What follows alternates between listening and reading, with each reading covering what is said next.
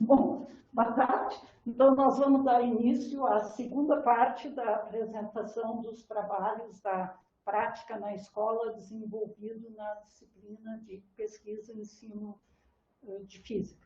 E nós vamos começar a apresentação de hoje com o trabalho da Milena. Então, vamos lá ao trabalho. Olá a todos, eu me chamo Milena e eu faço o curso de Física e Licenciatura na Universidade Federal do Rio Grande do Sul. E como parte da disciplina Pesquisa e Ensino de Física, ministrada pela professora Eliane Veit, hoje eu vou aqui apresentar um documento que se chama Prática na Escola, onde todos nós, estudantes dessa disciplina, tivemos que criar, que escrever. Bom, o título do meu documento é Design Thinking com Metodologia para o Ensino da Cinemática. Então hoje aqui, nesse vídeo, eu vou mostrar para vocês todas as seções do meu documento. Só, deixa eu ver aqui. O áudio da sala transmitindo ainda. Acho que... Ó, vamos junto. Aí faz o quê?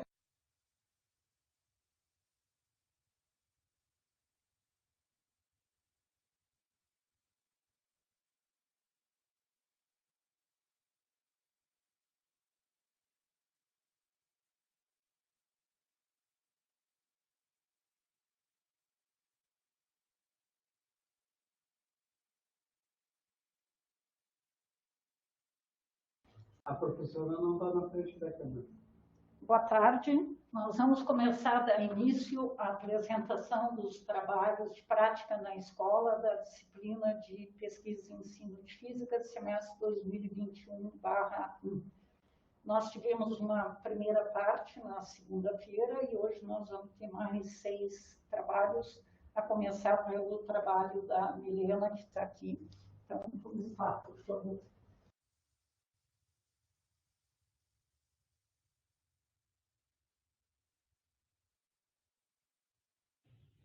Olá a todos, eu me chamo Milena e eu faço o curso de Física e Licenciatura na Universidade Federal do Rio Grande do Sul. E como parte da disciplina Pesquisa e Ensino de Física, ministrada pela professora Eliane Veit, hoje eu vou aqui apresentar um documento que se chama Prática na Escola, onde todos nós, estudantes dessa disciplina, tivemos que criar, que escrever. Bom, o título do meu documento é Design Thinking como Metodologia para o Ensino da Cinemática.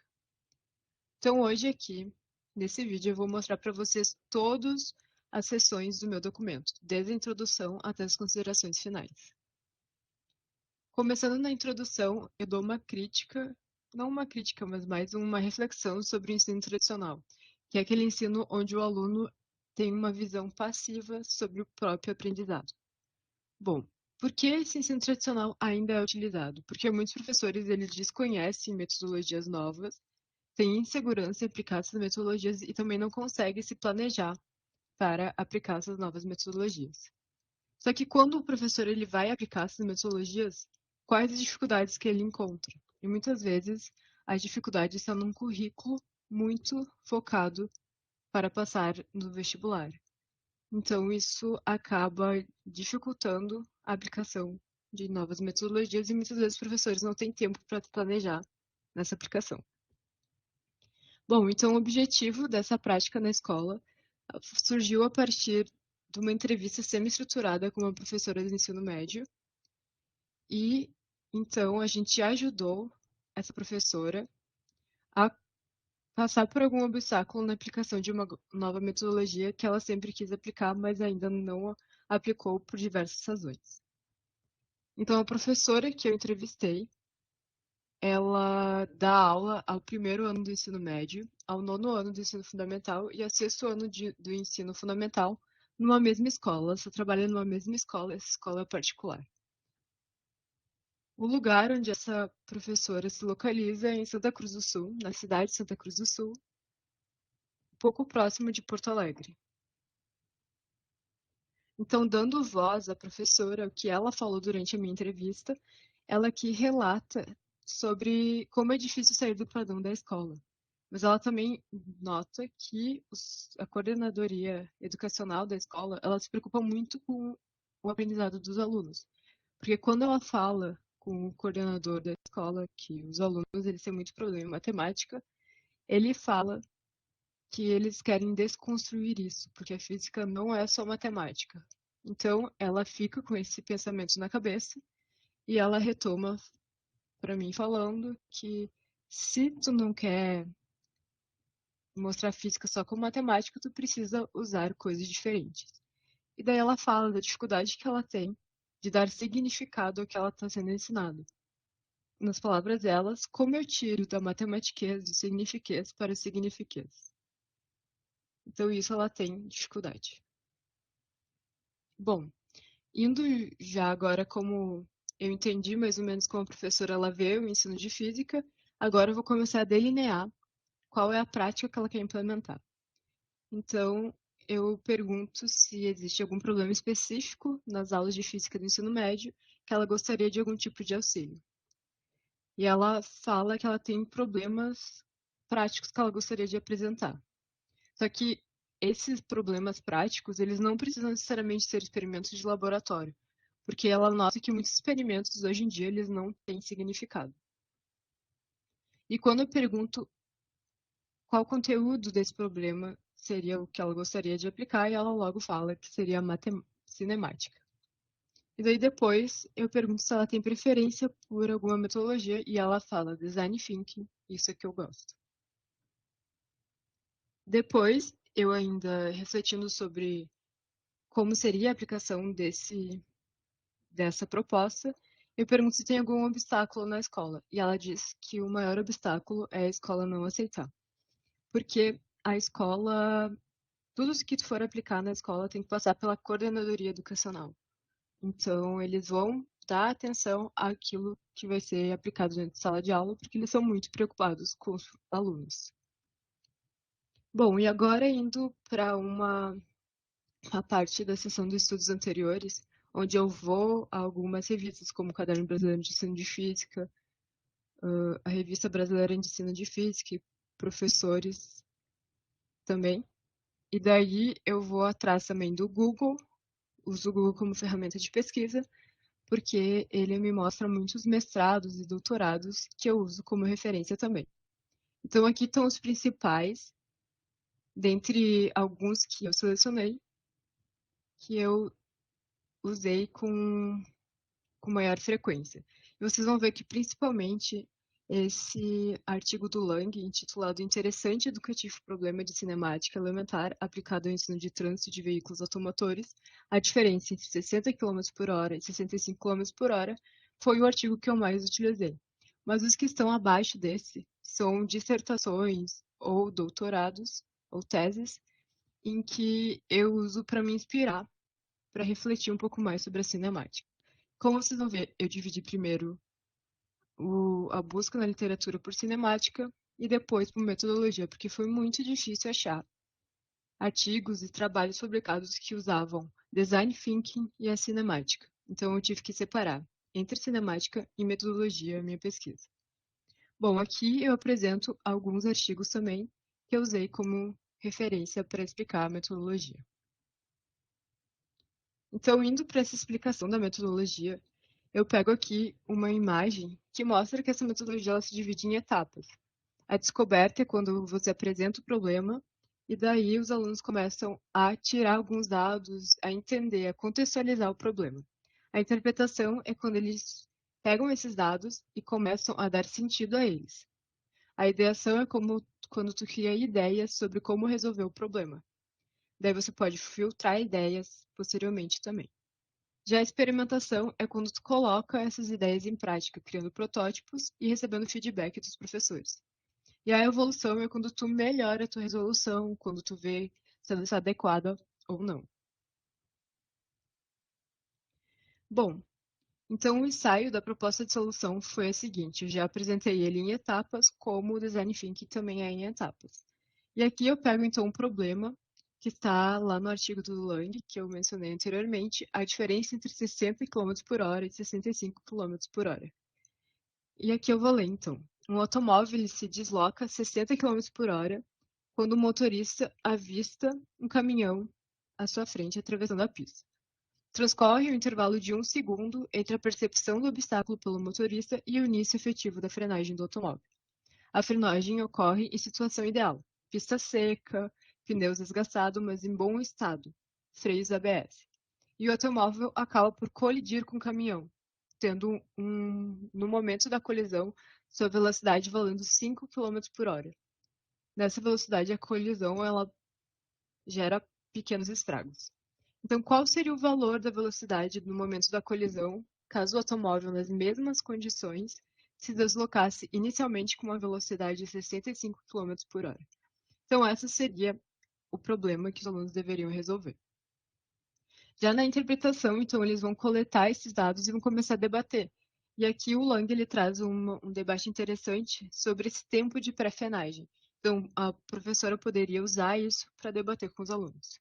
E outros assuntos que poderiam ser levantados nesse momento são o coeficiente de atrito dos pneus, a aceleração da frenagem dos veículos. E aqui vale a pena ressaltar que a professora ela queria que, dentro da cinemática, eu focasse em dois conceitos, que seria a velocidade e a aceleração. Então, eu escolhi esse problema porque ele trata desses dois conceitos. E aqui, na terceira etapa, a ideação, a professora poderia auxiliar os alunos a partir de perguntas de auxílio e aprendizagem para que essa etapa seja bem frutífera na questão de eles criarem ideias. Então, aqui eu deixei algum exemplo de algumas perguntas que ela poderia fazer, como qual tipo de movimento que ela estará descrevendo antes e depois da frenagem, quais equações serão utilizadas para resolver o problema. Já na parte de experimentação, e aqui eu entendo experimentação como a prática de fazer o cálculo matemático, dando sentido aos resultados físicos do problema, e eu trago aqui a imagem na figura 2 do artigo do Lang, em que ele começa a dar a solução dele para o problema. Então, ele usa imagens e assim ele dá a solução.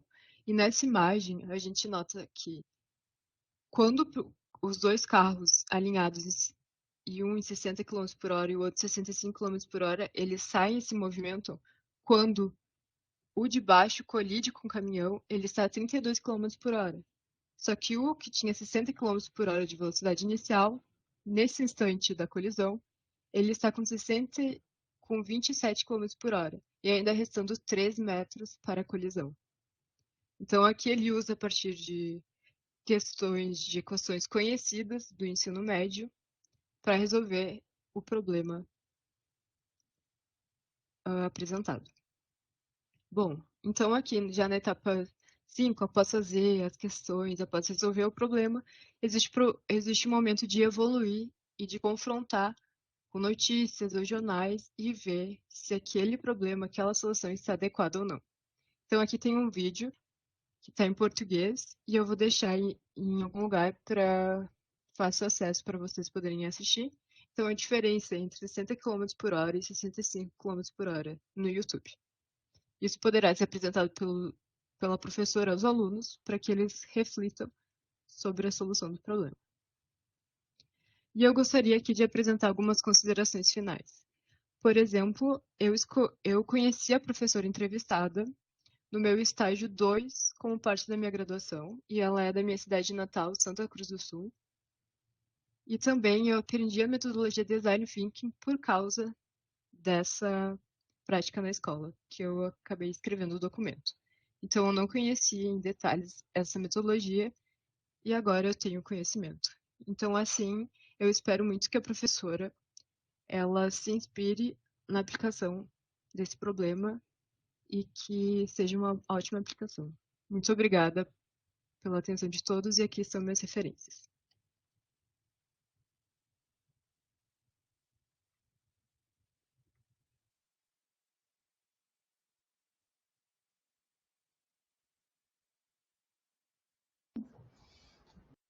Comentários? Muito bom, muito bom, muito bom. Achei parecido com o meu, até. Apesar de que, não sei, tipo, tu achou parecido, talvez, o design thinking com a ideia de problemas abertos? Tipo, refletir a respeito dos problemas ali? Coisa que falando ali, realmente Parecido com modelagem científica. Tira a máscara para ficar mais alto. É muito parecido com modelagem científica. A modelagem científica que o Namor apresentou ontem, né? Também tem 5 etapas. Essa daqui também tem, é bem parecida. E a solução de problemas abertos, uma das possíveis soluções é para modelagem, né? Pois é. Então tem tudo a ver. Pois é. Só usa outras nomenclaturas. Né? Sim, sim.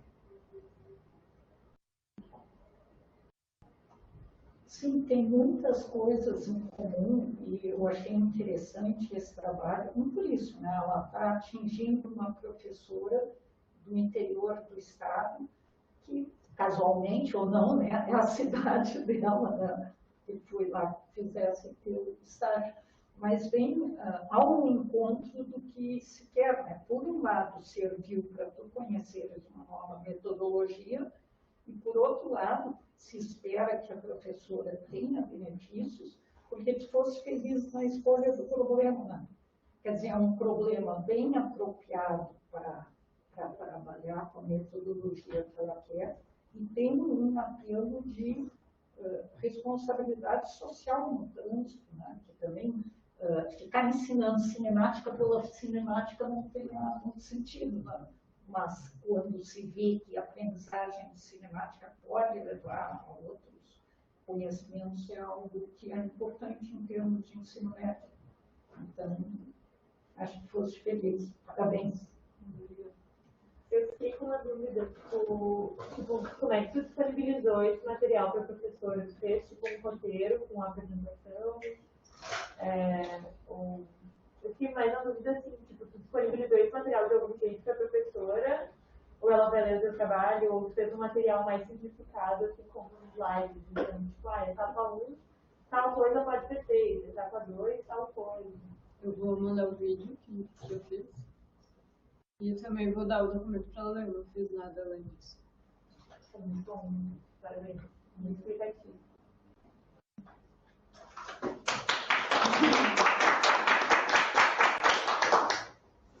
Então, por favor, Fernanda.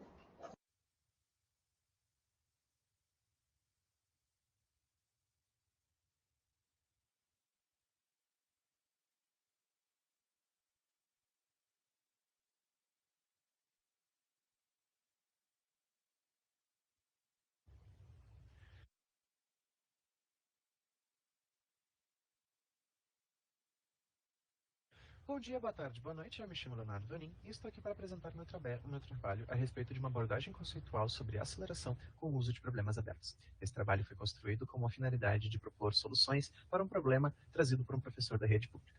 Para isso, trazemos a distribuição de alguns tópicos, passando então pelos principais pontos da entrevista que foi construída e realizada com o professor da rede pública, trazendo então o problema proposto por esse professor, que nos levou a uma revisão da literatura para buscar artigos sobre problemas abertos e exemplos de unidades didáticas que poderiam ser utilizadas como base. Passando então para exemplos de problemas abertos e, por fim, a nossa proposta didática que foi desenvolvida em 6 etapas. Ao longo da entrevista, ela foi desenvolvida para trazer algumas memórias e recapitular um pouco as principais etapas do professor ao longo de sua carreira, começando desde o início da sua docência até os dias de hoje. Alguns pontos que foram trazidos que são importantes é o fato de que o professor demonstrou que teve alguma dificuldade no início de sua carreira com relação à transposição didática, no momento em que o seu curso possuía poucas disciplinas na área da pedagogia e muitas disciplinas na área da física bruta, na física pura, por assim dizer. Entretanto, hoje em dia o professor acredita que já tem um domínio maior da transposição. E por isso gosta de planejar suas aulas em contextos específicos para cada turma, sempre modificando alguns detalhes de um ano para outro, pensando muito nas gerações. Mas, apesar disso, ainda afirma que as suas aulas têm uma estrutura tradicional. Outra coisa que foi questionada é a respeito das limitações que a escola possa ter no quesito de recursos, já que estes podem ser limitantes ou auxiliadores no desenvolvimento da proposta. 3 destes que foram apontados é o número de cópias disponíveis por professor, que é um número limitado e baixo comparado à quantidade de turmas disponíveis na escola, que são cerca de 25 turmas por turno.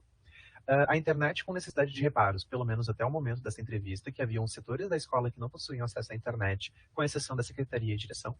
E sala de projeção bastante requisitada, como já mencionado, são 25 turmas por turno, e são apenas 2 salas de projeção disponíveis, onde todos os professores devem fazer agendamento e, normalmente, há conflitos de horário. Por fim, ao longo da entrevista, o problema proposto então foi como abordar a aceleração no primeiro ano do ensino médio de forma conceitual e utilizando situações do cotidiano. Como mencionado, o professor ele tem bastante interesse em situações conceituais e do cotidiano do estudante. Foi citado também pelo professor ao longo da entrevista que há o interesse em diminuir a quantidade do formalismo matemático, ou melhor, das equações que são utilizadas ao longo do desenvolvimento das atividades. Por isso, se dá ênfase, então, à ideia conceitual desta proposta. Para a revisão da literatura, foi dividida em 2 momentos. No primeiro momento, busquei artigos que traziam a caracterização dos problemas abertos e artigos que poderiam servir como exemplos de unidades didáticas. Entretanto, os artigos que traziam unidades didáticas utilizando como objeto de estudo a aceleração eram exclusivamente experimentais na primeira busca. Portanto, flexibilizei os critérios de busca para incluir aqueles artigos que trouxessem exemplos de problemas abertos, e assim trazer subsídios para que possam ser criados novos exemplos para atividades posteriores. Estes foram os artigos encontrados. O primeiro, Resolução de Problemas Abertos como um processo de modelagem didático-científica no ensino de física, foi o principal artigo usado como base para caracterizar os problemas abertos, o artigo trazido por White, Araújo e Oliveira. Os outros 3 trabalhos encontrados foram um artigo a respeito de problemas abertos no ensino de física, uma análise em revista na área, que é uma revisão da literatura e traz alguns exemplos de problemas abertos, e outros 2 trabalhos que se tratam de uma tese realizada por Oliveira, que traz a resolução de problemas abertos para a aprendizagem na física no ensino médio, na perspectiva da modelagem didático-científica, que traz diversos exemplos, e um TCC sobre problemas abertos no ensino de física, elaborando situações-problemas a partir da fantasia e da ficção científica, que também será utilizado para trazer outros exemplos de problemas abertos. Então, para caracterizar esses problemas abertos, é interessante a gente entender que estes são problemas que são propostos como uma forma de entendimento conceitual e a fim de perceber se o estudante, de fato, teve uma compreensão a respeito dos conceitos abordados. Para isso, são trazidas diversas características, mas, de encontro com a proposta trazida pelo professor, é interessante ressaltar 3 características principais. A primeira delas envolvem situações reais e que fazem referência a um evento do mundo cotidiano, acadêmico ou profissional. Perceba que isso vai de encontro direto com a intenção do professor em contextualizar os seus problemas a partir do cotidiano dos alunos. A segunda e terceira características que vai de encontro direto com a intenção do professor são a omissão de informações necessárias para a solução e a inviabilização da implementação dos procedimentos roteirizados para a resolução e, sendo assim, suas soluções são imparciais. Essas 2 características demonstram o quão aberto de fato o problema pode ser no momento em que são obtidos os valores numéricos, dificultando então a aplicação direta de fórmulas e equações. Além disso, os problemas abertos demandam algumas etapas para a resolução, que vão passar desde a definição e representação do problema, onde os alunos precisam, então, interpretar de fato uma situação que está acontecendo e identificar e destacar os principais elementos, informações e fazer esquemas e representações sobre esse problema. Em seguida, passam para a elaboração de planos, onde eles vão de fato trazer começar a formular as possibilidades de caminhos que podem ser seguidos para chegar numa possível solução. Em seguida, passando para a implementação, onde eles vão propor de fato uma resposta, tentando adequar as equações físicas, e lembrando que não é obrigatório o uso das equações, mas é interessante, tentando adequar as equações físicas ao problema proposto. Tá? Uma outra observação é que, mesmo utilizando dessas equações físicas, não necessariamente haverá substituição direta de valores, então não haverá uma resposta final exata e numérica. No final, a avaliação e monitoramento desses problemas, onde se avalia a possibilidade de novas respostas, novos caminhos a serem seguidos e a plausibilidade dessas respostas, então. 2 exemplos de problemas que aparecem, na verdade, muito no cotidiano do professor, são exercícios e problemas fechados. Veja só como que eles aparecem. O exemplo de exercício é: uma partícula varia sua velocidade de 2 metros por segundo para 10 metros por segundo no decorrer de 4 segundos. Determine a aceleração média sofrida pela partícula. Repare que esse problema é completamente fechado, idealizado e não propõe nenhum contexto. Então, ele é apenas um exercício de fato para substituições matemáticas. Agora, note o que aparece num problema fechado. Do alto de um prédio de 20 metros de altura, uma pessoa imprudente tenta acertar latinhas vazias numa lixeira que está na rua. O perigo neste ato está na velocidade de qualquer objeto que pode ganhar ao ser largado de uma certa altura, além da possibilidade de errar o alvo e poluir a cidade. Desconsiderando a resistência do ar, e se a latinha for apenas largada, com que velocidade ela chegará na lixeira? Repare que este problema ele ainda serve como substituição de fórmulas. Ele ainda pode ser resolvido através da substituição de fórmulas. Entretanto, ele possui um contexto em que faz com que o aluno reflita a respeito daquela situação para que ele possa desenvolver, então, os seus modelos matemáticos. Agora, note como que funciona um problema aberto. Este aqui é um problema que tentei desenvolver para trazer, então, a ideia de aceleração utilizando um jogo eletrônico muito comum entre os adolescentes, que diz o seguinte: o Minecraft é um jogo eletrônico de sobrevivência e construção que é muito conhecido pela sua principal característica, um mundo formado de blocos. Neste mundo, você pode coletar blocos feitos dos mais diversos materiais, como terra, madeira, pedregulho, ferro e muito mais. Com a grande variedade, os jogadores costumam desenvolver seus mundos para viver neles ou apenas criar suas artes. Entretanto, é comum ouvir falar que no Minecraft não existe física. Isto ocorre pelo fato de que é possível colocar a grande maioria dos blocos suspensos no ar sem que eles caiam devido à gravidade. Este comportamento não ocorre apenas para alguns blocos, como cascalho e areia, e para entidades, como o jogador ou inimigos e personagens não jogáveis. Pensando nesses blocos e entidades que, de acordo com a comunidade, possuem física, como podemos determinar a aceleração da gravidade no Minecraft? Então reparem que esta é uma situação contextualizada com o estudante que, de fato, tem o acesso à comunidade gamer e existem vários caminhos possíveis para que ele possa encontrar essa solução. Uma delas vai ser proposta, então, ao longo do detalhamento da proposta didática. Mas note também que este é um problema que não possui valores numéricos e que pode ser desenvolvido a partir apenas de uma lógica conceitual, um desenvolvimento em que o estudante vai ter o seu raciocínio e a sua criticidade em jogo. Para a nossa proposta didática, ela foi dividida em 7 momentos. O primeiro momento consiste na apresentação dos conceitos que serão estudados, ou seja, a posição, velocidade e a aceleração, de fato. Para isso, é importante que esse primeiro momento seja bem contextualizado, para que os alunos façam a associação dos conceitos com o seu cotidiano e com os seus conhecimentos prévios. Uma sugestão de problematização é a seguinte: é comum vermos em vídeos de documentários sobre carros mencionarem que um certo modelo vai de 0 a 100 km por hora em X segundos, como o carro da empresa Tesla, modelo S, que vai de 0 a 100 km por hora em 1,99 segundos. Como podemos fazer para caracterizar essa mudança de velocidade que aparece nos comerciais de carros? Note que essa problematização ela serve para a gente poder associar a variação de velocidade no tempo, que então trará a discussão sobre a aceleração. No segundo momento, é recomendado que se traga exemplos a partir de problemas fechados. Lembre que os problemas fechados eles ainda têm algum contexto. Assim, os alunos podem trazer então a relação, fazer uma conexão entre essas situações e os conceitos abordados. Uma sugestão, então, é apresentar o exemplo de problema aberto que foi mostrado anteriormente. No terceiro momento, é então feita a primeira exposição do problema aberto. Aqui é importante passar junto dos alunos algumas etapas da resolução desses problemas, já que não é tão comum serem vistos no ensino médio, na escola básica, na verdade. E uma sugestão disso é dar o problema exemplificado sobre o Minecraft. Para esse primeiro momento, os alunos devem pensar individualmente sobre as suas reflexões e sobre as suas propostas. Para isso, pode ser dado de 5 a 10 minutos. No momento 4, o pensamento que antes era individual, agora vira uma discussão inicial entre colegas. Assim, eles vão trocar ideias e possibilitando com que eles reformulem as suas respostas de forma mais adequada ou de forma mais lógica para eles. Aqui é interessante que o professor ele pode circular ao longo da sala, conferindo como é que estão os desenvolvimentos para se preparar para as próximas etapas e auxiliar os estudantes com alguns erros grosseiros. Na etapa 5, que é o delineamento da resposta final, os alunos podem voltar a trabalhar individualmente. Não fica a critério do professor. Mas, após a troca de ideias, os alunos agora já devem ter subsídios suficientes para formularem suas respostas finais. Então, aqui continua a sugestão do professor rondar ao longo da sala para poder fazer uma sonda e conferir superficialmente o andamento do desenvolvimento das respostas finais. Além disso, auxiliando os alunos com certos erros grosseiros.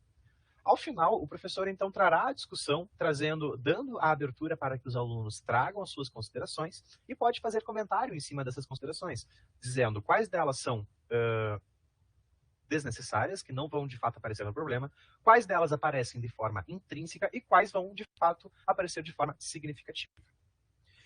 Como exemplo, podem aparecer algumas considerações como a montagem de um experimento dentro do jogo, que eu vou mostrar em seguida, desprezar a resistência do ar, que permite uma discussão a respeito da, de fato, presença do ar dentro do jogo, ou apenas um modelo que simula a presença do ar, e a unidade de medida dentro do jogo, já que esta não existe uma unidade de medida.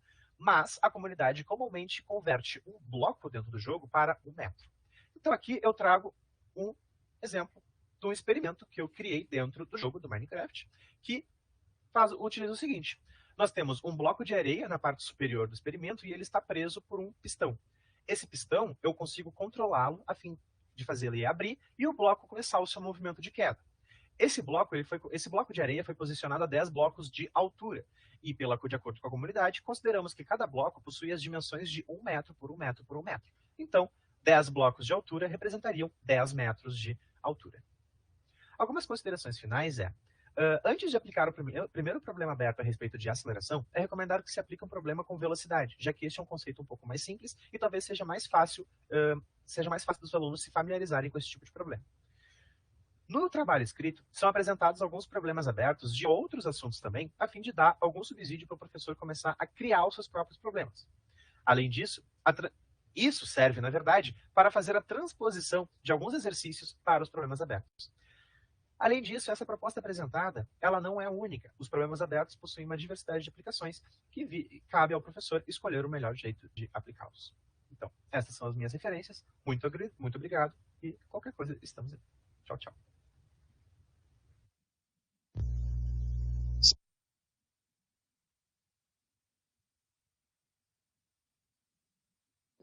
Muito bem, Leonardo. Acho que nem precisa falar o vai de encontro. Não, mas sabe que esse é o primeiro ponto da aprendizagem, é a gente se dar conta. Se tu queres, eu devo dizer que eu aprendi, eu perdi o vício de dizer para mim fazer quando eu estava fazendo doutorado. Porque cada vez que eu dizia, no orientador, ele dizia, mim não é índio, mim não é índio. Meus sobrinhos tiveram a felicidade de aprender comigo. Ninguém diz isso. Mas ontem eu disse para uma aluna, por exemplo, porque é um vício muito comum. Esse item encontro é muito comum. Mas aí tu pode escolher, né? Ou tu não usa, não vai de encontro nem ao encontro nunca. É que eu tenho outra passada. Mas quando eu vi tua cara, Leonardo, eu pensei, está resolvido o problema. Agora ele não esquece mais. Mas eu tinha um outro comentário antes, a Iapa já está ansiosa para falar. Não, porque Eu ia fazer um outro comentário que me deixou satisfeita. É que eu vi um crescimento grande entre o texto que tu me mandaste e o que tu apresentaste aqui. Normalmente, as apresentações de vocês não tem muita surpresa para mim, porque eu já vi os slides. Né? O teu não, porque não mandou os slides, e porque realmente teve uma mudança bastante grande do texto inicial para essa apresentação. E a mudança essencial é que naquele texto estavas preso só nos exemplos que aqueles próprios autores deram. E aqui tu apresentaste exemplos bem diferentes e ali é uma pergunta. Foram exemplos criados por ti? Sim, aqueles ali do Minecraft foi eu mesmo que criei. Ótimo. Inclusive, no meio do trabalho, que pena, vou ter que abrir o jogo para fazer o experimento. Fui obrigado a jogar um pouquinho. Porque nesse sentido, Para adolescente. nesse sentido é importante, entende? Às vezes eu entendo que vocês todos estão com TCC na cabeça, estão desesperados, etc. Então, às vezes, não tem tempo para dedicar o suficiente e fazem um trabalho meio burocrático. Como é a tua versão? Daí, digamos, com as críticas, eu fico satisfeita que tu realmente levaste em conta. E aqui eu vejo um salto de qualidade, né? Uma originalidade da tua parte, que tem que ser sempre incentivada. Porque vocês notam que os próprios alunos precisam começar a aprender a encarar problemas abertos, não é de uma hora para outra. Tá? E os próprios professores. Então, é uma aprendizagem ir criando problemas distintos. Então, fiquei feliz que deu um salto. Pode dizer, te perdoo. Que bom. Muito bem, eu vou te perguntar só uma coisa que eu fiquei com dúvida. Por exemplo, o exercício do Minecraft. Em qual das etapas, em qual dos seus 6 momentos que ele se encaixa? Se não me engano, eu no não terceiro. entendi bem. É no terceiro, que apresenta a primeira exposição do problema, dele já entraria. A primeira etapa ela consiste só na apresentação dos problemas, a segunda é a representação de problemas fechados, né? Então o problema é mais para tu associar as coisas mesmo. E aquele problema fechado também foi eu que criei, não sei se está tão bom, mas eu achei que eu gostei. E daí no terceiro momento, sim, que é para apresentar o problema aberto. Ah, entendi. Tá. E quando você chegou aqui no CAI, ele cai? Cai. É. Cai. E daí a gente consegue dar o experimento para fazer dentro do Minecraft tem várias instâncias. A minha favorita é que tu cria tuas próprias unidades de medida dentro do Minecraft. Tu consegue criar unidades de comprimento de tempo. Então, tu pode criar a aceleração da gravidade Do Minecraft. usando propriedades do Minecraft, sabe? Que eu acho maravilhoso.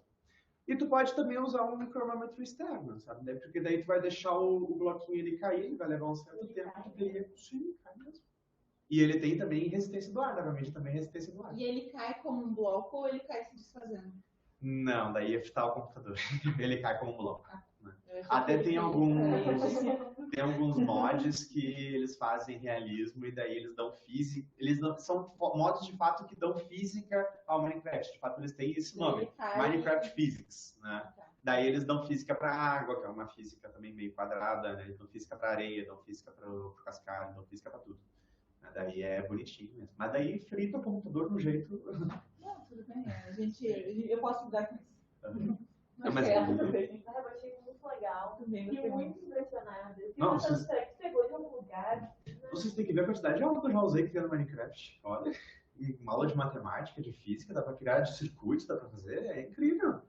Minecraft, inclusive tem Minecraft educativo, tem uma versão do Minecraft que eles têm a própria Mojang, que é a empresa que desenvolve o jogo, eles têm várias versões para ensinar eletrônica usando o sistema de Redstone, só que daí eles modificam para ter circuitos como semelhantes aos reais, né?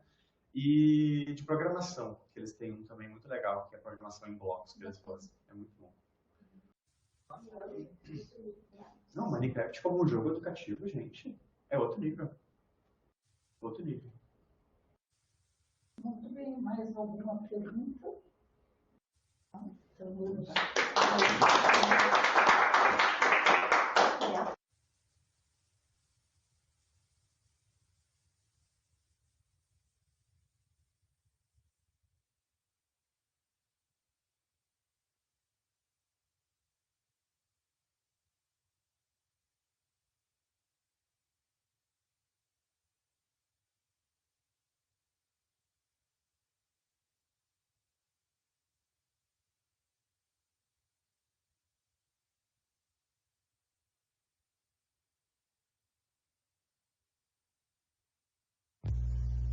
Salve, salve, universo da pesquisa e ensino de física. Eu me chamo Pedro e hoje eu vou propor duas propostas de implementação de relatividade restrita no ensino médio. Bom, como vocês já devem saber, a professora quer que eu implemente relatividade restrita no ensino médio, né? E conversando com ela durante a entrevista, a gente pode destacar um ponto principal, né? Ou seja, o sentimento dela com relação a esse tema. Eu nunca vi um professor de física trabalhar com relatividade em nível de ensino médio. Fica difícil trabalhar com conteúdo que tu não entendes muito bem. E para trabalhar com os alunos, eu me sinto insegura. E sejamos humildes, né, pessoal? O sentimento é mútuo. Relatividade já é um pouco abstrato para a gente. Imagina para os alunos do ensino médio, né? Não é que nem cinemática, que a gente vai sair derivando coisas lá louca no quadro, né? E ainda por cima de olhos fechados. E é importante ressaltar também que a professora se demonstrou aberta à possibilidade de inserção desse conteúdo. A entrevista foi realizada presencialmente aqui na capital do Rio Grande do Sul, onde eu fiz o meu estágio 3. Só que como a professora trabalha em duas escolas ao mesmo tempo, ela quer implementar a relatividade, seja numa ou seja noutra, né? O que deixa o tema muito aberto. De certa maneira, isso é bom. Tá, então vamos lá. Depois de 117 anos da publicação do artigo de Einstein sobre a eletrodinâmica dos corpos em movimento e o nascimento da relatividade na física, ela continua sendo um grande desafio para sua implementação no ensino médio, tá? Então, um dos artigos que eu selecionei relata que 2,21% das publicações nas principais revistas de educação em ciências e ensino de física entre os períodos de 2005 a 2009 se relacionam à teoria da relatividade. Como a gente pode ver, esse é muito escasso, né? E tem sido uma grande dificuldade minha, né, para encontrar, para elaborar um planejamento didático. E o que o brasileiro faz quando encontra esse tipo de problema? Exatamente, vai na fé. Bom, primeiro eu fiz uma pergunta para mim mesmo. O que é importante que os alunos saibam para entender a relatividade? E como vocês podem ver, eu separei em 3 coisas que eu acredito serem fundamentais. A primeira é a história e filosofia da ciência. A segunda é o referencial, não é o teórico, mas sim o físico. A terceira e última é o nosso senso comum. Vejam que a soma pode ter 2 resultados. Dependendo do caminho que vamos tomar, podemos atingir o verde com precisão ou atingir o amarelo com exatidão. Para atingir o amarelo, então, tanto nós quanto os alunos precisamos saber o cenário por detrás da eletrodinâmica dos corpos em movimento, o contexto em que ela foi construída. Temos que saber também que a relatividade estuda a física que acontece de um referencial para outro. E, além do mais, precisamos ter em mente, e isso é crucial, que nada é o que parece. Se esses argumentos forem levados em conta, é isso aí. Chegamos na relatividade de Einstein. E aí ficou fácil de ver, né? A segunda coisa que eu fiz foi jogar no Google essas 3 coisas, isto é, nos periódicos. E como vocês podem ver, eu selecionei 7 artigos para leitura. O artigo que está em vermelho, uma proposta de inserção da teoria da relatividade restrita no ensino médio via estudo do GPS, constituiria a árvore que eu ia ramificar os aspectos tão importantes que falei anteriormente, juntamente com o livro da professora Fabiana, E igual a MC ao quadrado, e o mundo da matéria, recomendado pela professora Eliane. Então, pessoal, nessa proposta, a gente tem o equivalente a 13 aulas. O equivalente é uma unidade didática. Como a gente pode ver aqui, cada aula possui um objetivo muito específico a ser atingido dentro do planejamento que está no artigo dos pesquisadores, tá? Então, por exemplo, na aula 3, vamos ter a exploração e o manuseio de um receptor GPS pelos alunos. E o objetivo principal dessa atividade é obter dados sobre a concepção dos alunos acerca do funcionamento do receptor. E esses dados vão servir de base para a aula 4, que é de medida. Vale a pena salientar também os resultados dessa aplicação, porque eles aplicaram isso. Segundo os pesquisadores, os alunos consideraram relevante o estudo do GPS e da dilatação do tempo. E, além disso, consideraram produtiva a aproximação entre o GPS e a teoria da relatividade restrita. Minha ideia foi fazer o quê? Basicamente, inserir nessa proposta as 3 coisas que eu estipulei lá no início, juntamente com os 6 artigos que eu li. De maneira simples, podemos ver como ficaria a distribuição do referencial, do contexto e do senso comum, mais as discussões presentes no livro da Fabiana, que ficaria a cargo da imaginação da professora, pois durante a entrevista, a professora estava muito aberta a possibilidades. Assim, pessoal, eu acho que essa proposta é maravilhosa, porque ela aborda tudo que eu tinha pensado, tudo que eu faria, se eu fosse implementar relatividade no ensino médio, e deixaria a cargo da professora decidir quais são os tipos de aula que ela ia querer abordar dentro dessas 13 aulas. O problema é que eu estava num referencial que estava em velocidade muito alta em relação à escola. Ou seja, eu estava vendo o tempo dilatado. E se a gente for botar isso no contexto escolar, a gente vê que o tempo no ensino médio é muito curto. E assim, fazendo uma autocrítica, esse planejamento que eu pensei é quase que inviável nos dias de hoje, no contexto do ensino médio, porque geralmente os professores não abordam a relatividade, ela simplesmente fica de fora, abordam só um pouquinho de física moderna, mas não chegam a tocar tão profundamente como eu desenvolvi aqui. Confesso que me empolguei um pouco, mas faz parte. Mas aí, conversando com a professora Eliane, surge uma segunda opção, ou seja, trabalhar só e somente só em cima do livro da professora Fabiana. Mas para isso eu preciso dar um panorama geral do que é o livro da professora Fabiana, tá? Então, na escola, geralmente a equação E igual a MC ao quadrado costuma ser abordada de maneira muito superficial, apenas como um foco na conversão numérica de massa e energia, No livro da Fabiana, ela explora as consequências dessa relação para a vida de todos nós. Ou seja, de que maneira ela faz isso? Ela analisa primeiro o macro, depois o micro. Aí ela mostra que a lei de Lavoisier, aquela para conservação das massas, não permanece válida e que cerca de 99% do peso de todas as coisas que nos cercam é devido à sua energia cinética e potencial. Mas vocês podem estar pensando que ela faz isso de uma maneira muito complexa, mas não. Ela é extremamente didática. O tipo de linguagem que ela usa torna o livro mais acessível até mesmo para uma criança de 12 anos de idade. Assim, ela podia pegar o livro e entender completamente o que está acontecendo ali, porque a linguagem é extremamente acessível. E assim, enxergando por esse ponto de vista, não é um caminho tão árduo, tá? E assim, basicamente, ela desenvolve o livro inteiro dela baseada na conservação da energia, que eu acho que é um aspecto muito mais intuitivo para o aluno pegar, né? Energia pode ser um conceito abstrato, mas mesmo um aluno assim de ensino médio tem uma concepção intuitiva a respeito da energia, que torna o livro mais acessível. Aqui, ó, deixa eu dar um exemplo. Nessa imagem que eu retirei do capítulo 2 do livro dela, ela está problematizando se quando tu corta um bife, a soma das partes vai ser igual à parte inteira. Assim, isso em sala de aula renderia uma excelente problematização a respeito da energia e do teu dinheiro, né? Porque a gente sabe que o açougueiro, quando faz isso, né, quando fatia a carne, segundo ela, ele vai ficar 0,0000001 pilas mais rico, né? Um fato que a professora Eliane discutiu comigo, eu acho que é importante deixar aqui mencionado. Quando a Fabiana ela discute ao longo do texto peso, e ela está comparando isso com a ilustração, né? Só que essa ilustração que vocês estão vendo aí da balança, ela mede, na verdade, massa, não peso, tá? Então é só isso que passou despercebido, mas não é nada preocupante, assim.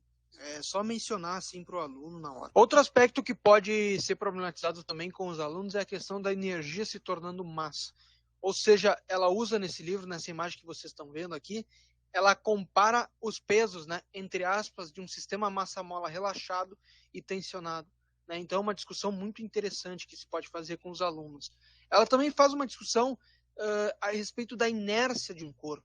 E isso é uma coisa principal do trabalho dela.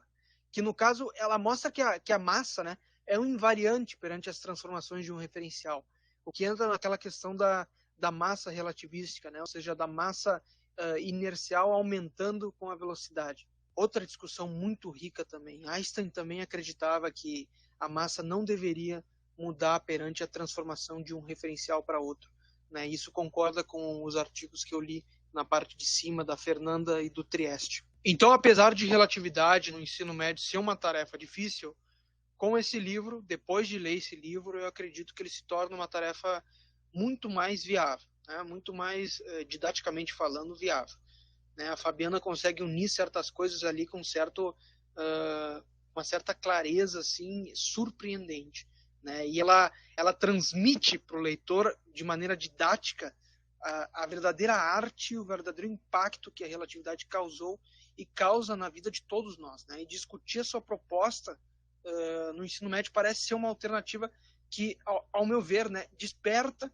o sentimento de curiosidade sobre o tema, né? Aquele sentimento do pessoal querer se informar mais a respeito dessa grande teoria, né? Que deixa até hoje, né, depois de 117 anos, qualquer um de queixo caído, né?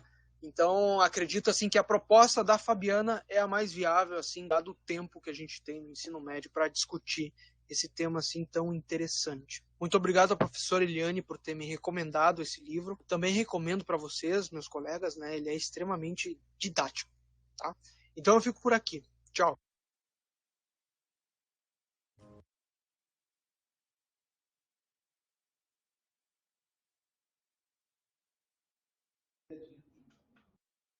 Eu queria ter tido aula contigo.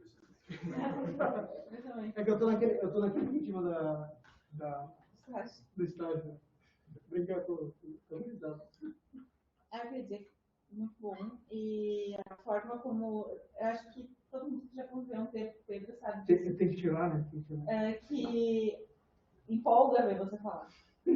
Dá vontade de estudar, é a forma que você fala cativamente. Então, eu queria fazer um baita elogio sobre isso. Eu também digo a mesma coisa, só que estou sabendo isso no último dia de aula, isso que é impressionante. Então a exposição era ótima, professor Pedro, dava um programa paixão. Valeu.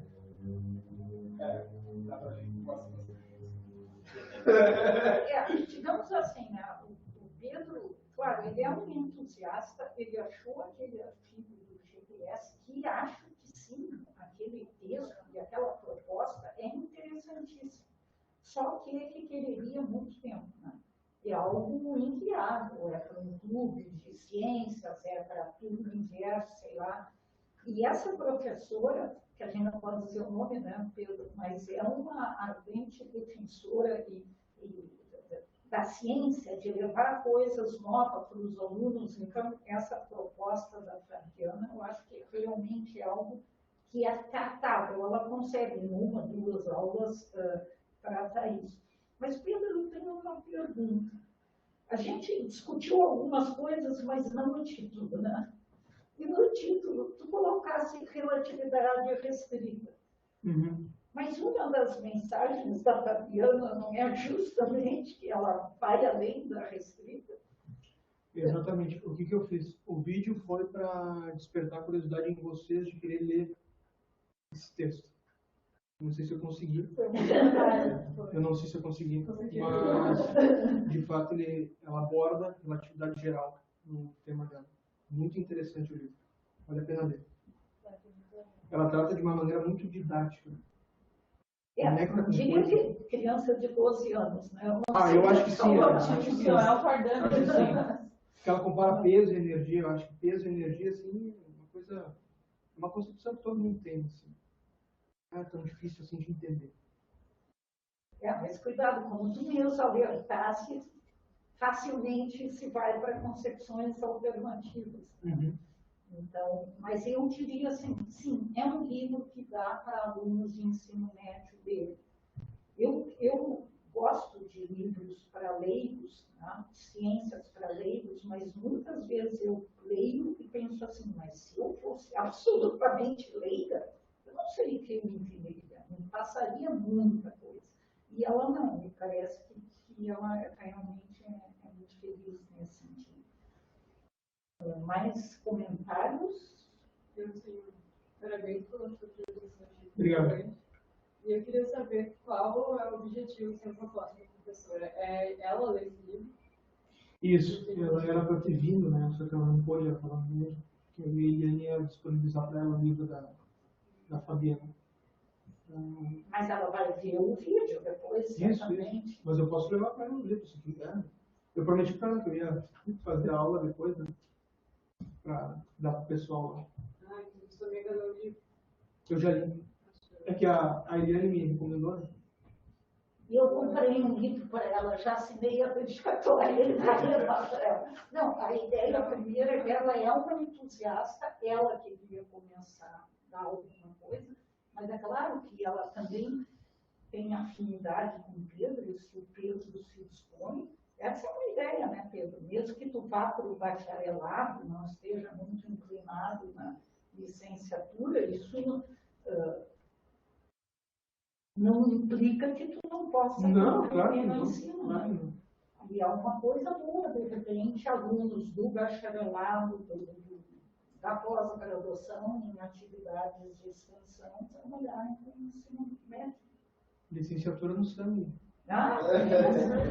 Notamos. Quando já dá para publicar além da proposta, dá para publicar tipo, para professores como ensinar relatividade, que eu acho muito útil. Tu falou do congresso que ia ter? Da Sim, Fabiana, para eles?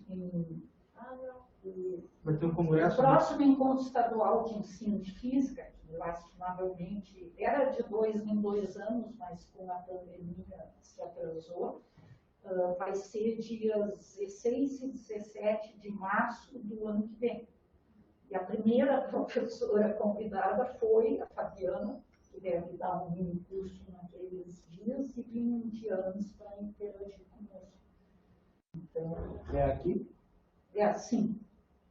É sempre aqui, e depois a gente começa a divulgar. Ela é professora de alguma universidade? Não, ela criou um instituto, uma fundação dedicada ao ensino. Ela foi professora da Federal de Santa Catarina e pediu demissão para criar essa fundação para ela ter trabalhar. Bom, Quer te trazer ela para cá? Comercial, não quer vir aqui. Muito bem. Mais alguma pergunta, comentários? Obrigado.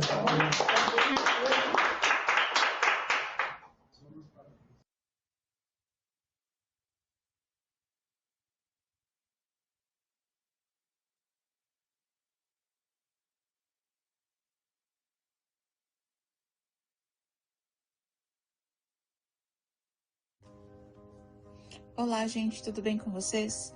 Meu nome é Fernanda Hajduk e nesse vídeo eu vou falar um pouco sobre a prática na escola, desenvolvida durante uma disciplina do curso de Licenciatura em Física da URGS, no semestre 2022/1. Essa prática na escola foi desenvolvida também durante a disciplina de Pesquisa e Ensino de Física, ministrada pela professora Eliane White, e o nosso objetivo principal é dar voz a um professor que esteja inserido no contexto da escola pública, fazendo uma aproximação entre duas esferas que muitas vezes ficam bem afastadas, que são a escola pública e o seu contexto escolar e a universidade pública com as suas produções variadas. A gente busca também elaborar, a partir de demandas levantadas em conjunto com o professor, uma prática que auxilie ele dentro de sala de aula. Bom, mas nós partimos de uma motivação e ela é o afastamento já mapeado na literatura entre escola e universidade, como bem podemos encontrar nesse artigo produzido pela Flávia Rezende e a Fernanda Osterman. Nesse trabalho, elas apresentam vários relatos e subsídios sobre essa relação escola, universidade e pesquisa, apontando vários tópicos levantados junto a professores de diversos contextos educacionais. Como a gente pode ver nesse trecho, um dos pontos destacados foi a carga horária excessiva e como esse fator influencia na forma com que os profissionais da educação aplicam o conhecimento que é difundido através da pesquisa e ensino. Esse ponto da carga horária excessiva também foi apontado pelo professor escolhido para colaborar com a nossa pesquisa, mas nós veremos esse detalhe mais à frente. Vamos então às etapas do desenvolvimento desse trabalho. A primeira etapa foi a escolha de um docente para colaborar com o nosso trabalho. Minha escolha se deu por um professor licenciado em Física pela URGS no ano de 2004, que possui mestrado concluído na engenharia e um doutorado também na engenharia, mas que não foi concluído. O professor dá aulas em escolas públicas e também instituições privadas de ensino médio há pelo menos 18 anos e teve 5 anos de experiência no ensino superior privado. As escolas que ele trabalhou, assim, como experiência no ensino superior, foram todas em Porto Alegre ou então na região metropolitana. Em seguida, e de forma conjunta, nós escolhemos uma das escolas para a qual ele trabalha para desenvolver a nossa prática. Como são várias, nós priorizamos a escola para a qual ele tem mais dificuldade em desenvolver atividades. Essa escola escolhida é uma instituição de ensino básico estadual de Porto Alegre e fica localizada próximo de uma região central, sendo considerada uma escola de passagem. Ela conta com aproximadamente 1.300 estudantes e atende alunos de ensino fundamental 1 e 2 e também de ensino médio, nos 3 turnos. Por ser uma escola de passagem, muitos dos estudantes trabalham também durante o dia, o que é uma característica bem importante. A segunda etapa do trabalho é composta por uma entrevista semi-estruturada feita com o professor e a identificação de uma situação-problema. A entrevista foi realizada mediante preenchimento de um termo de compromisso livre e esclarecido e de forma online, onde eu tive autorização para gravar o áudio dele. Essa entrevista teve duração de aproximadamente 50 minutos. Nela, eu abordei diversos pontos, incluindo perguntas sobre a vida profissional do professor e sobre as expectativas que ele possuía quanto à vida docente. O tom da entrevista foi de desabafo, uma vez que ele está em transição de carreira, deixando a sala de aula para seguir carreira no ramo da tecnologia de informação. Muito do que eu pude coletar dessa entrevista estava presente também naquele primeiro artigo apresentado, e a principal problemática apontada por ele foi justamente o fato de o professor precisar trabalhar em 3 escolas diferentes durante a semana para ter um salário digno. Ele apontou também a desvalorização e a falta de respeito dos estudantes como ponto-chave. Quando perguntado sobre temas de interesse, ele apontou que gostaria de ajuda para desenvolver uma atividade sobre eletrodinâmica e consumo de energia elétrica residencial para o 3º ano, mas que não estava tendo tempo suficiente para isso. Então, a partir dessa nossa conversa, eu extraí uma frase-tema para iniciar minhas buscas na literatura e auxiliar ele. Selecionei então a frase atividade para identificação do consumo e economia de energia elétrica em uma residência e então fui até as fontes procurar. Os termos que eu utilizei nos buscadores foram energia elétrica, eletricidade, consumo consciente e eficiência energética. Mais tarde, eu adicionei os termos mestrado profissional e MNPEF, sigla para Mestrado Nacional Profissional em Ensino de Física. Com os termos definidos, comecei a busca na literatura nas fontes Caderno Brasileiro de Ensino de Física, Revista Brasileira de Ensino de Física e Física na Escola. Como nenhum dos resultados que eu obtive atendia a minha necessidade, ou seja, os resultados não apresentavam as alternativas com atividades práticas a serem desenvolvidas, por exemplo, nesse momento eu adicionei aqueles 2 últimos termos, sobre o mestrado profissional na busca para tentar expandir o meu leque de opções. Como eu ainda não havia encontrado algo que eu gostasse, parti para o buscador do site Google Acadêmico, e ali sim encontrei o que eu procurava.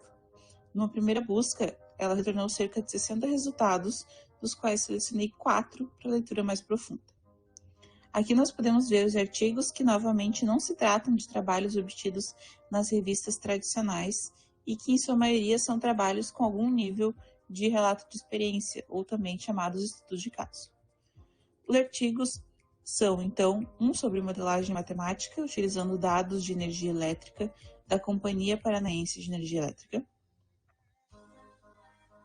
O segundo e o terceiro são produções de mestrados na área de Física e Engenharia, ambos com estudo de caso. E o quarto, que foi o eleito material com o qual eu finalmente trabalharia, é o material de apoio ao currículo do Estado de São Paulo, para a 3ª série do ensino médio, e ele traz em si uma grande variedade de propostas de atividades sobre eletrodinâmica e o consumo de energia elétrica. Foi um achado. Aqui nós podemos ver alguns exemplos de atividades, onde se estudam situações de aprendizagem, como as especificações de aparelhos elétricos, dimensionamento de circuito residencial e também a energia elétrica no contexto de uma fatura de energia elétrica. A quarta e a última etapa, então, consistiu na construção da proposta de atividade, a qual planejei em partes junto com o professor. O objetivo foi desenvolver uma unidade didática para que ele pudesse utilizar em sala de aula e que pudesse ser concebido fisicamente, se assim posso dizer, em formato de guia ou uma cartilha, para que eles pudessem ficar sempre com o material da unidade em mãos. Esse material, então, foi adaptado do material de apoio de São Paulo para que eu pudesse atender às necessidades das turmas, omitindo algumas etapas e adicionando outras que não estavam presentes, a fim de fazer essa adaptação. Para isso, eu utilizei o referencial da aprendizagem significativa do Ausubel, levando em consideração o fato de que é bastante importante que se conheça a realidade do estudante, parte que o professor já conhece, busquei desenvolver um material que pudesse ser potencialmente significativo para eles, ou seja, que pudesse auxiliar eles de alguma forma bastante construtiva. Minha ideia é elaborar um material que ele pudesse ter em mãos, que abordasse tópicos que fizessem sentido para esse estudante, para que ele pudesse, por exemplo, em casa, olhar para a especificação de um aparelho e entender se ele é ou não eficiente do ponto de vista do consumo energético. Esse é só um exemplo. Para isso, a gente pode também utilizar alguns conceitos de ensino por investigação, onde mesmo com um grau baixo de liberdade intelectual, a gente tem atividades que instiguem os estudantes a desenvolver hipóteses, buscar respostas e soluções para os problemas que são apresentados para eles, como os que aparecem, por exemplo, nessa nossa cartilha. Para a construção, então, em definitivo da atividade, a minha proposta é a elaboração de uma unidade didática abordando economia energética e conceitos de eletrodinâmica, com atividades que possam facilmente ser utilizadas pelo professor e que sejam de fácil entendimento por parte dos alunos, como essa aqui, onde a gente pode ver um quadro dividindo equipamentos em grupos e uma pequena pergunta abaixo, onde o aluno é questionado sobre quais características em comum pode se identificar entre os itens que estão em cada um dos grupos. A ideia é que o estudante consiga achar pontos em comum e argumentar sobre a partir dos trabalhos que ele já desenvolveu em sala.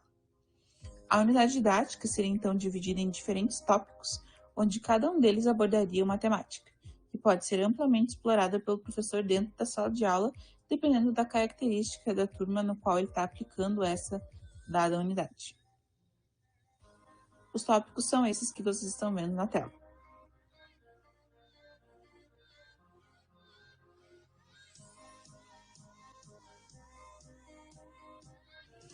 Por fim, eu queria falar sobre o contexto para o qual o professor solicitou essa atividade, que foi o turno noturno dessa escola, e que tem uma característica de contar com pouco engajamento por parte dos estudantes.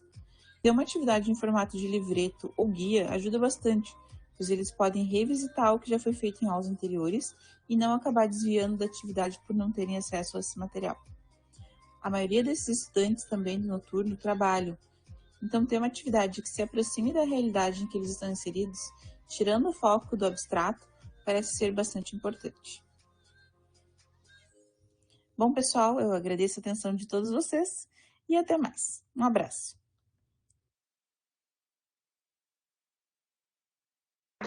Gente, eu juro que eu escutei em casa e não tinha esse tum-tum. Eu botei no fone aquele guizóio e não tava, tipo, musiquinha de fundo pra tirar o ruído, sabe? Aí virou um tum-tum que é o grave da sala. Eu tenho certeza. Eu vou repostar aqui o soneto. Mas esse é um comentário que eu ia fazer, né? Que como o semestre muito apertado, não foi possível fazer aquilo que a gente pretendia, que era fazer um ensaio. Tá? Mas vocês mesmos estão vendo e, de repente, vendo coisas que poderiam fazer melhor. E é um trabalho bom, é um trabalho bom. Tu fizesse, tu deve ter orgulho disso. Então, de repente, vale a pena realmente regravar e deixar no seu YouTube. Porque, vê bem, vai ficar aqui, né? Sim. Não, mas, por um lado, a tua descrição é realmente o que se esperava na disciplina, né? Entrevistar um professor, procurar, levar, etc. Quem acompanha um tanto a literatura acadêmica sabe que esta proposta de análise das contas de luz, etc., tem sido muito usada. Mas esse professor não tinha conhecimento disso. Está lá trabalhando no EJA com dificuldade enorme, não sabendo o que levar para a sua sala de aula. Então, para esse professor que trabalha os outros, obviamente, isso é muito útil. Tá? Então, nesse sentido, o teu trabalho cumpre perfeitamente. E esse probleminha que aconteceu ali no alto, isso tu pode recuperar. Sim, eu tenho o arquivo original e eu coloquei por cima para tirar o do fundo, só que me passei. Agora é 2 toques para tirar, né? A banda toda. Sim, é só de novo. Eu achei com a tua escolha, né? A escolha do material, assim, fantástico. Tem muita aplicação. Nossa casa é eletrodoméstico. Tu sabia que aquilo ali é uma coisa social, né? Tu sabia, em casa qual que gasta mais. Saber como é que eu calculo, né? Provavelmente o material deve ensinar isso, né? Sim, ele ensina. Isso é muito relevante, assim. E ele traz uma abordagem do tipo, tem equipamentos que muitas vezes custam menos, são mais baratos para aquisição, mas eles são energeticamente menos eficientes. Então eu vou pagar mais barato para comprar ele, mas em 12 meses ele já vai estar me dando prejuízo dentro de casa, sabe? Sim. Então, esse material, ele aborda muito bem isso, sabe? E aí, no trabalho, até tá alguns trechos que eu adaptei ali já, mas eu mostrei para o professor rapidamente, ele falou que é muito bom, e daí, claro, tira-se algumas partes que não são adequadas para o contexto e colocam-se outras. Então, no material que eu desenvolvi para ele, eu tirei print lá da minha conta de luz, omiti os dados, né? Mas eu usei uma conta da CE para atividade, né? Então, eles sabem exatamente, aqui vai ter, coloquei lá a Rua das Pedras, sei lá o quê, para eles terem ideia de como é a conta de luz realmente da CE e quais partes a gente pode analisar. Tem a questão das bandeiras também, consumo, pico de energia, porque que eu até tenho uma parte que eu coloco assim, eu moro em um determinado bairro e tu mora em outro bairro. Eu consumi mais quilowatt-hora do que você, e eu estou falando menos. O que está acontecendo? E aí vem toda a tarifação, algumas regiões têm desconto, outros CPFs têm tarifa social, e por aí vai. Essas coisas assim, que, por exemplo, consumo de eletrodomésticos, a matemática, às vezes composta, você vai pegar o jogo de cheque especial para te lascar, tem que saber, entendeu? Essas coisas eu acho que é fundamental, mais que calcular com o magnético, o solenoide, que eu acho que é o que vai fazer isso aí na aula, no nosso sentido.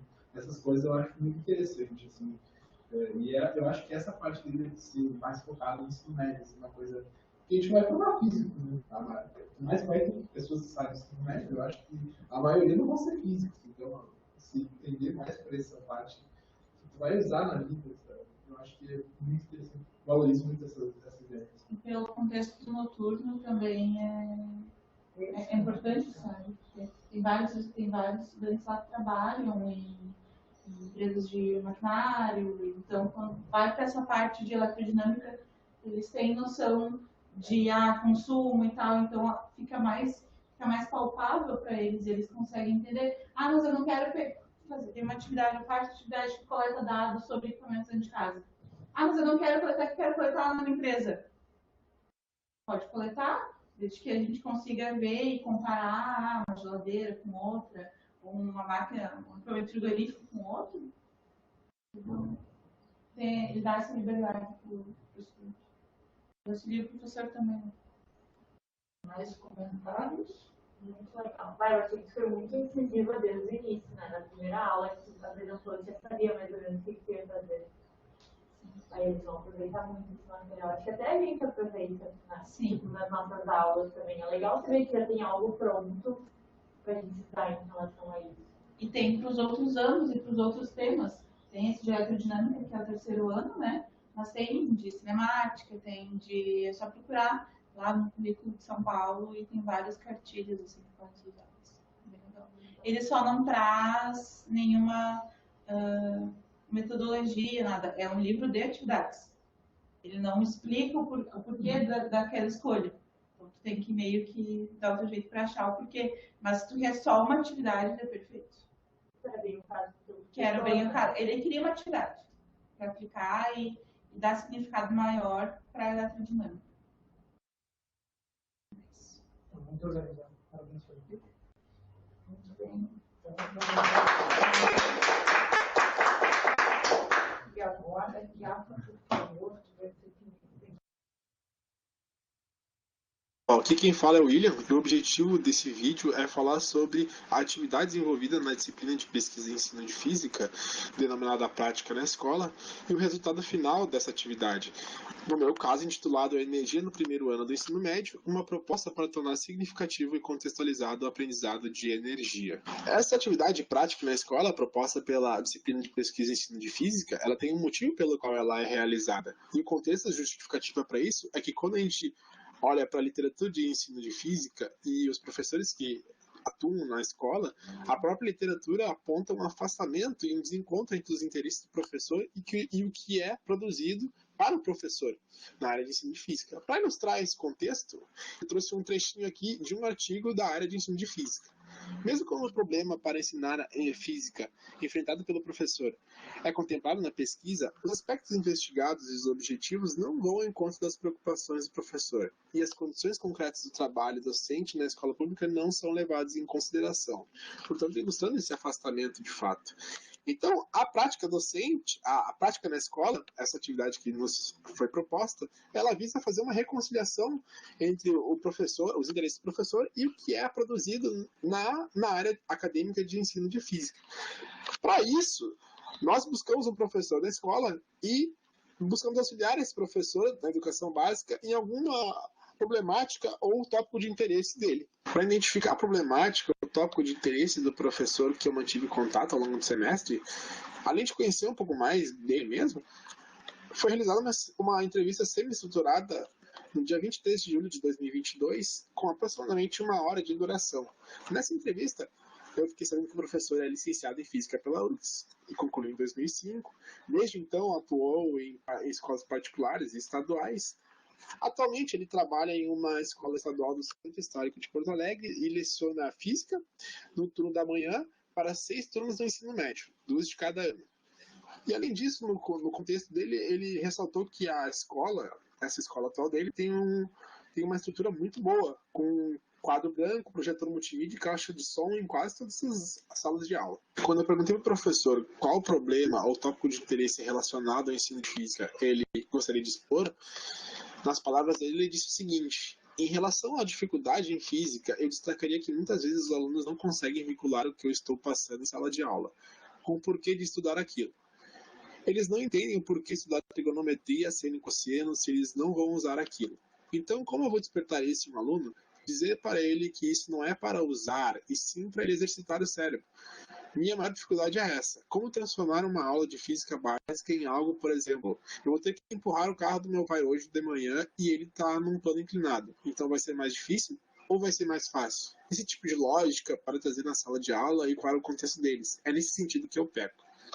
Então eu perguntei para o professor se eu poderia colocar essa problemática nas seguintes palavras. Como trazer uma contextualização para que de fato faça sentido ao aluno aprender aquilo? Poderíamos colocar dessa forma essa problemática? E ele concordou. Após a entrevista com o professor, eu percebi que a forma com que eu coloquei em palavras a problemática exposta por ele, talvez me dificultasse na busca de uma solução para ela. Então, após a entrevista, eu conversei principalmente com o professor com o intuito de diminuir a generalidade do objeto de busca futuramente para mim. E nessa conversa presencial com o professor, ele me disse que gostaria de abordar energia e energia mecânica nos primeiros anos do ensino médio. Então, a problemática ficou melhor especificada da seguinte forma: energia e energia mecânica com os primeiros anos do ensino médio de forma significativa e contextualizada. O meu objeto de busca mais especificado, eu pude ir na literatura de ensino de física atrás de soluções ou alternativas para a problemática que o professor me expôs. A literatura consultada de ensino de física foram 3 periódicos ou revistas. São eles o Caderno Brasileiro de Ensino de Física, a Revista Brasileira de Ensino de Física e a Física na Escola. Nessas 3 periódicos eu fiz duas buscas com termos diferentes. Primeiramente eu busquei energia mecânica e ensino médio e retornaram nos 3 periódicos apenas 3 artigos. Ou seja, um escopo pequeno de artigos para se analisar. Já na minha segunda busca, eu usei somente energia e ensino médio. Então, retornaram agora 27 artigos, um escopo bem maior. Então, optei por ir por esse caminho aqui. Com esses 27 artigos da minha segunda busca, agora eu precisava de critério de seleção para diminuir o número de artigos que eu ia analisar mais rigorosamente. Então, o primeiro critério de seleção utilizado foi a leitura dos títulos, ficando somente com 12 desses 27. E o segundo critério foi a leitura dos resumos, ficando somente com 8 desses 12 pré-selecionados por causa do título. Após a leitura integral parcial desses 8 artigos selecionados pelos resumos, um dos artigos que eu achei mais frutíferos foi esse aqui: Simulação computacional aliada à teoria da aprendizagem significativa, uma ferramenta para ensino e aprendizagem do efeito fotoelétrico. E foi nele que eu me baseei a minha proposta de solução à problemática que o professor me expôs. O referencial teórico utilizado por mim na construção de uma proposta de solução à questão do professor foi a teoria de aprendizagem significativa do David Ausubel. Ele aqui nessa foto. Essa escolha se deu muito pelo caráter do artigo que eu selecionei para me embasar e também pelo caráter da problemática que o professor me levantou. Bom, o conceito principal dessa teoria é o de aprendizagem significativa, que é um processo através do qual uma nova informação se relaciona de maneira não arbitrária e substantiva a um aspecto relevante da estrutura cognitiva do indivíduo. Dentro da sua teoria, Ausubel vai dizer que quando ocorre a aprendizagem significativa, uma nova informação ela é ancorada por informações prévias na mente do aluno. Essas informações prévias, o Ausubel chamou de subsunsores. E ele vai dizer que é importantíssimo que a etapa primordial da aprendizagem seja a identificação desses subsunsores para então ensinar de acordo. Além disso, 2 condições são ditas essenciais para a aprendizagem significativa. A primeira é que o material utilizado na aprendizagem ele tem que ser potencialmente significativo. E a outra, ela é alheia ao professor. E ela vai dizer que o aluno ele tem que apresentar uma predisposição em aprender significativamente. Outros dois itens importantes são a diferenciação progressiva e a reconciliação integradora. A diferenciação progressiva quer dizer, está relacionada com o que Ausubel diz que nós organizamos nosso conhecimento com termos mais gerais para então ir aos termos mais específicos. Então ele vai dizer que a gente sempre tem que partir de termos mais gerais para ir aos poucos e diferenciando. Então, logo após fazer essa diferenciação progressiva, em algum momento a gente tem que voltar no sentido de voltado dos temas específicos para os mais gerais, fazendo o que eles chamam de reconciliação integradora. A proposta de abordagem do artigo visa usar a simulação computacional do efeito fotoelétrico do projeto FET da Universidade do Colorado, aliada à teoria da aprendizagem significativa do David Ausubel. É proposto, então, uma sequência de atividades em 5 etapas. Essas 5 etapas são as 5 etapas por exceção à interpretação dos autores da forma mais correta com que eles viram de aliar esse roteiro de atividades a como Ausubel diz que a aprendizagem ocorre. Dessas 5 etapas, a primeira é o pré-teste, que visa identificar os subsucessores, ou seja, identificar os subsucessores dos alunos, não tendo um caráter avaliativo. A próxima etapa, que é o organizador prévio, visa mobilizar conceitos amplos do conteúdo abordado, no caso aqui, efeito fotoelétrico, para depois fazer a diferenciação progressiva. A próxima etapa é a etapa de simulação computacional aliada a um roteiro de atividades, para que o aluno tenha uma ilustração abstrata, no caso, efeito fotoelétrico, que são experimentos totalmente abstratos, e além disso vai entendendo quais são as variáveis que estão por trás do experimento. A próxima é organizador explicativo, onde se faz com que cada um desenvolva um mapa conceitual de forma a fazer uma hierarquização dos conceitos, partindo dos conceitos mais gerais para os mais específicos. E por último, a avaliação final para checar se os alunos conseguiram fazer a relação entre os subsensores pré-existentes em sua mente e os novos conceitos que estão envolvidos com o efeito fotoelétrico. O artigo utilizava o efeito fotoelétrico, entretanto a problemática do professor estava relacionada à energia e energia mecânica. Portanto, eu fiz uma adaptação para que eu pudesse fazer uma proposta de abordagem para o professor, utilizando simulação, utilizando o FET, uma simulação computacional sobre conservação de energia mecânica do FET mesmo, e reorganizando alguns elementos do quadro inspirados no artigo que eu selecionei. Agora eu vou dar exemplos de inserções que poderiam ser feitas em cada uma dessas 5 etapas relacionadas com a simulação computacional no ensino de energia mecânica. Aqui, no pré-teste, a etapa de identificar subsensores, uma possível questão do pré-teste poderia ser essa, para identificar o subsensor de transferência de energia. Quando uma bolinha de tênis é lançada verticalmente para cima, com alta velocidade, e aos poucos vai diminuindo ela, podemos dizer que ela perdeu energia cinética? Na etapa do organizador prévio, aqui eu trago um vídeo que poderia ser usado para trabalhar o conceito amplo de conservação de energia. Essa bola aqui, desprezada da resistência com ar, ela vai sempre transferir energia potencial gravitacional para energia cinética e assim por diante. Ela nunca vai perder energia e nunca vai ganhar a ponto de bater no queixo do professor aqui. Então, ela vai trabalhar muito bem a transferência de energia, e essa é uma possibilidade até para os alunos que não identificaram esse subsensor no pré-teste. A etapa de simulação computacional aliada a um roteiro, possíveis perguntas para fazer diferenciação progressiva utilizando essa simulação aqui poderiam ser: quanto maior a pista de skate, o que acontece com a energia potencial quando a menina está no topo? E quanto a energia cinética quando a menina está na parte mais baixa da pista? Nesses 2 lugares da pista, a energia total muda? E se ligarmos o atrito na pista? Após a simulação computacional roteirizada, na etapa do organizador explicativo, aqui se propõe que cada aluno construa seu próprio mapa conceitual de forma a hierarquizar os conceitos anteriormente aprendidos. E cada aluno constrói o seu porque a estrutura cognitiva de cada aluno é diferente. Por último, na etapa da avaliação final, as questões utilizadas elas devem ser inusitadas, evitando questões de vestibulares, por exemplo, e além disso devem estabelecer relações entre conceitos prévios e os novos conceitos apresentados. Um exemplo aqui de uma questão possível nesse contexto da conservação de energia mecânica seria essa: se largarmos uma bola de futebol do repouso da altura de nossas mãos, ela irá adquirir velocidade até chegar ao solo. Explica o porquê isso ocorre utilizando os conceitos aprendidos na simulação. Agora que eu finalizei a minha proposta de abordagem à problemática do professor, gostaria de deixar minhas considerações finais aqui. Quanto à entrevista e à interação com o professor, eu acredito que isso tenha me dado muito conhecimento e desafios que um professor em exercício tem no seu dia a dia. E isso foi de grande valia. Quanto à minha busca por artigos, eu acho que isso me deu muita experiência para encontrar possíveis fontes de solução nos possíveis problemas que eu vinha encontrar como futuro professor, por exemplo. Sobre a proposta construída, eu espero que o professor que eu tive contato, ele consiga implementar essa proposta.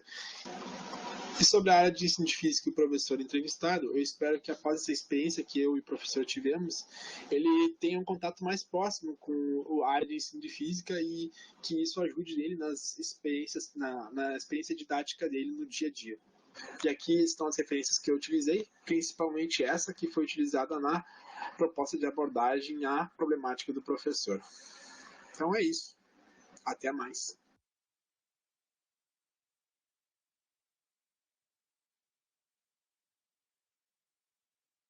Muito bom, realmente da última aula até aqui cresceu bastante, né? Mas é claro que tu não chegasse a receber minhas mensagens. Cheguei. E tu só não tivesse tempo de corrigir os slides. Mas eu abri um slide e não vi nada. Nos slides eu escrevi umas coisinhas que continuaram aqui, tudo bem. Pois é, talvez então. Eu baixei o arquivo. Mas eu queria fazer assim um comentário. Excelente a ideia de tu trazer de aquele vídeo daquele professor, é interessante, porque é uma boa ideia, né? O cara tem que acreditar muito em física para ficar paradinho assim quando vier uma bola assim. Você vai um pouquinho para frente. Mas, tendo em vista que a tua pista de skate, tu não sente falta de um vídeo de skatista? Pode ser, botar um skatista. Só que daí ia ter um problema, né? Que tem energia de rotação. E não só a energia de rotação, né?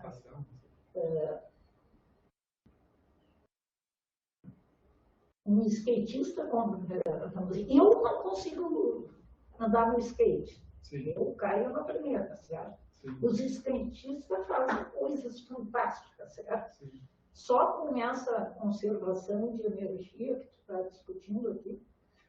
Não dá para simular um skatista, porque a gente está. A forma com que aquela simulação ela é feita, ela só aborda a translação, ela não aborda a energia de rotação. Então, teria que ter mais uma variável ali para. Só isso ou mais alguma coisa ainda? Eu consigo pensar, agora é isso. Tem um movimento do sujeito, né? O movimento do sujeito é fundamental. Por que eu estou comentando isso? Porque, digamos assim, né? Mas o próprio eixo dele, tu diz, por exemplo, ele vai fazer assim e tal. Não, ele não é um corpo rígido. É, isso. Então, não é só questão da translação e da rotação, mas é de um corpo que não é rígido e isso complica, tá? Mas isso vai ao encontro do que tu estava sugerindo para ir para o outro dia, da questão de discutir a queima de energia pelo corpo, né? Sim. A necessidade de energia, porque então tu tem a energia do corpo, da onde tu sai. Da onde sai a energia, não só essa potencial e cinética, né? Que é a mesma questão de andar de balanço, por exemplo, né? O sujeito, a criança, quando anda de balanço, toda criança tem essa. Agora eu entendi o que tu quis dizer. Tá, por exemplo, tá na pista de skate, o skatista não vai ficar só. Tá. Não vai ficar só. Dar um embalo, né? Não, tá, eu entendi. Agora eu entendi, sim, parte dessa energia que vai manter o skatista na pista vem dele mesmo. Exato. Sim, ele está mudando, sim. Em relação ao seu centro. Mas eu só chamo a atenção a isso porque, vamos dizer, skate é algo que chama a atenção da gurizada. Tem filmes lindos, né, vídeos, etc. Então, poderia ser uma ideia, vamos dizer, de tu levar para o professor para que ele comece discutindo isso. Só que, como tudo que acontece conosco na vida, vamos discutir sob o ponto de vista físico, é um tanto mais complicado. Então, vamos simplificar um pouco e ir para essa animação nos preocupar só com a energia cinética potencial. Sim, Então, daí tem que ali ele diminui o atrito, ele tira o atrito, mas ele não tira o arrasto, né? Ele tira o arrasto também.